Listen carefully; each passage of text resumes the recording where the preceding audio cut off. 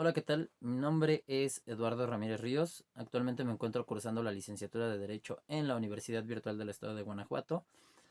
Actualmente me encuentro cursando el módulo Derecho de Personas y Familia con el asesor Daniel Humberto Díaz Aguirre. En esta ocasión voy a hablar sobre el reto 2, la personalidad y su validación ante el registro civil. Para este reto se nos solicita hablar referente a los atributos de la personalidad y las actas expedidas por el registro civil, a lo cual como temas sobre atributos de la personalidad se nos solicita referir sobre atributos del nombre, domicilio, estado civil y capacidad, además de mencionar en qué tipo de acta u actas podemos encontrar dicho atributo de la personalidad. Basados en el Código Civil, los atributos de la personalidad corresponden a personas físicas como jurídicas, algunas atribuciones o propiedades que les son conferidas por derecho, de tal modo que podrán gozar de beneficios y obligaciones, las cuales serán irrenunciables, las cuales no podrán embargarse o transferirse a otra persona. Basados en el artículo 11 del Código Civil del Estado de Guanajuato, nos indica lo siguiente. Las leyes del Estado de Guanajuato, incluyéndose las que se refieren al Estado y capacidad de las personas, se aplicarán a todos los habitantes del mismo, sean domiciliados o transeúntes, pero tratándose de personas de nacionalidad extranjeras, se cumplirá con lo que dispongan las leyes federales sobre la materia. También citando el artículo 21 del Código Civil del Estado de Guanajuato, nos refiere que la capacidad jurídica de las personas físicas se adquiere por el nacimiento y se extingue por la muerte, pero desde el momento en que un individuo es concebido, entra bajo la protección de la ley y se le tiene por nacido para los efectos declarados en el presente código. El atributo del nombre es el atributo de personalidad por excelencia, ya que sin poseer un nombre sería una difícil y ardua tarea el distinguir a una persona en relación con otra, a lo cual podemos entender que el nombre sirve para individualizarse de las demás personas. Y tras dicho acto jurídico se puede otorgar un nombre, el cual comprendería el nombre de pila, el cual es elegido por los progenitores, así como los apellidos, los cuales serían paterno y materno en el caso de México. Aunque existen estados en los cuales se ha dado la opción en que se pueda imprimir en primera instancia el apellido materno y posteriormente el apellido paterno, según sea el caso en el que lo determinen los padres, y o permita el registro civil de un estado o municipio. Podemos ejemplificar que en Estados Unidos solo se presenta el nombre y un apellido, cosa que pues aquí, como les comento, no pasa. Para dicho atributo lo podremos encontrar en distintas actas, las cuales nos acompañarán desde el momento en el que nacemos y hasta el momento en el que morimos. Es decir, dicho atributo de la personalidad lo veremos identificado en el acta de nacimiento, acta de matrimonio, acta de divorcio, en caso de que se suscitara, acta de nacimiento de los hijos o acta de difunción, por citar las más empleadas para este atributo. Cabe destacar que el nombre se encuentra protegido por los derechos y se puede especificar o proveer que cada persona tiene el derecho a recibir un nombre, el cual lo definiría ante la sociedad.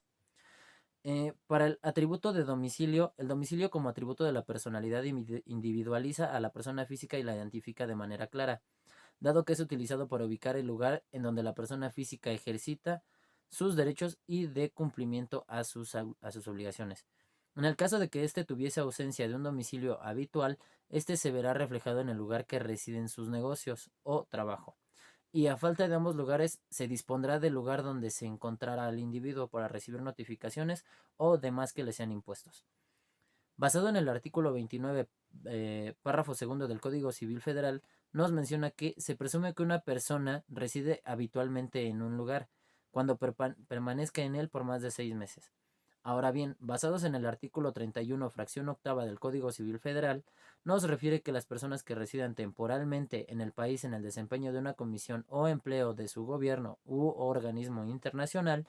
será el Estado que los haya designado o el que hubieran tenido antes de dicha designación, respectivamente, salvo con respecto de obligaciones contraídas localmente.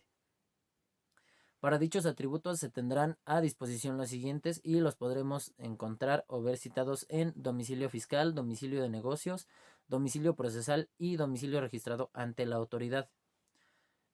Para el atributo del Estado civil, dicho atributo lo podemos encontrar en el artículo 35 del Código Civil Federal, el cual nos menciona que estará a cargo de los jueces del registro civil autorizar los actos del Estado civil y extender las actas relativas a nacimiento, reconocimiento de hijos, adopción, matrimonio, divorcio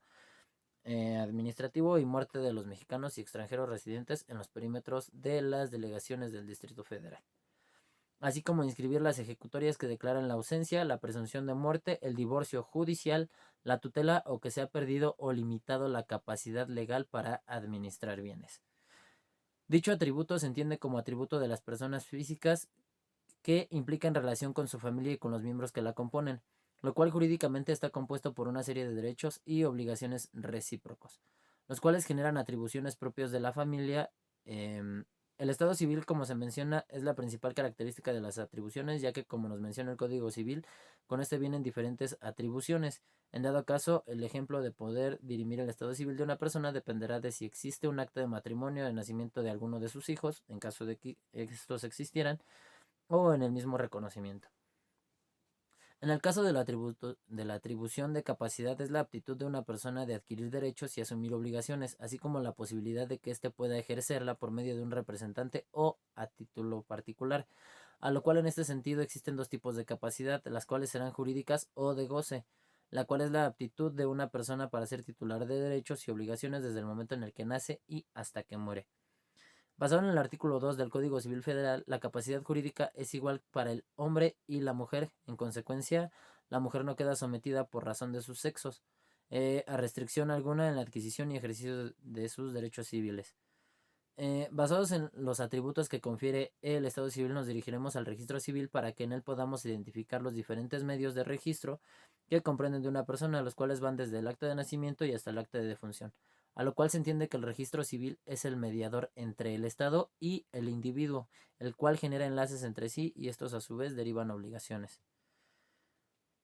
Basados en el artículo 39 del Código Civil Federal, se menciona que el Estado solo se comprueba con las constancias relativas para el registro civil. Ningún otro documento ni medio de pruebas es admisible para comprobarlo, salvo los casos expresamente exceptuados por la ley. A partir del el capítulo segundo, artículo 54 del Código Civil Federal y hasta el capítulo 11, artículo 138 bis, se nos habla sobre las diferentes actas y rectificaciones que estos podrían llegar a sufrir basados en el estado civil de cada individuo, según se contravengan las leyes. El atributo de la capacidad es un atributo de la persona, el cual es inherente a su condición, a lo cual es por su parte el reconocimiento de la capacidad, del cual guarda relación con el respeto de la dignidad y la libertad personal, la cual se encuentra dividida en dos tipos de capacidades, como ya antes lo había mencionado, que uno es la capacidad de derecho y otra la capacidad de ejercicio o goce. En este caso, la capacidad de derecho es la aptitud conferida de la persona para ser titular y de adquirir derechos y obligaciones. Sin embargo, la misma ley puede privar o limitar las capacidades de algunos derechos. Dichas excepciones son excepcionales y deben estar establecidas legalmente, no podrán ser absolutas o totales. Mm,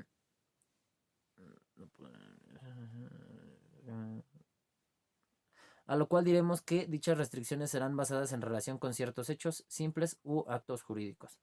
En el caso de la capacidad de ejercicio o de goce es la aptitud de la persona para poder ejercer dichos derechos por sí misma, excepto las que limita el Código Civil.